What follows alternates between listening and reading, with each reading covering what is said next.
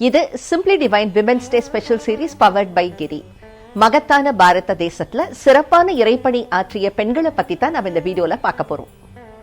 சுமார் 500 வருஷங்களுக்கு முன்னாடி ராஜபுத்திர சிற்றரசனின் மகளாக பிறக்கிறாங்க மீரா.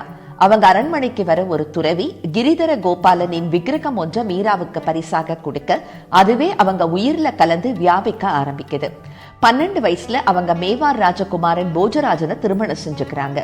இருந்தாலும் அவரை கணவராக அவங்க ஒருபோதும் கருதவே இல்லை.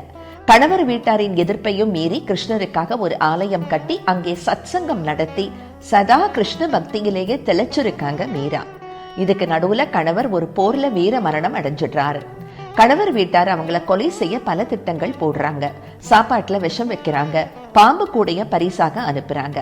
ஆனா மீரா கிருஷ்ணரால எப்போதும் காப்பாற்றப்படுறாங்க. அரச குடும்பத்தின் தொல்லைகள் எல்லாம் எல்லை மீறி போகவே மீரா கண்ணன் வாழ்ந்த பிருந்தாவனத்தை அடைந்து அங்கேயே சுமார் 500 பஜன் பாடல்களை இயற்றி பாடுறாங்க.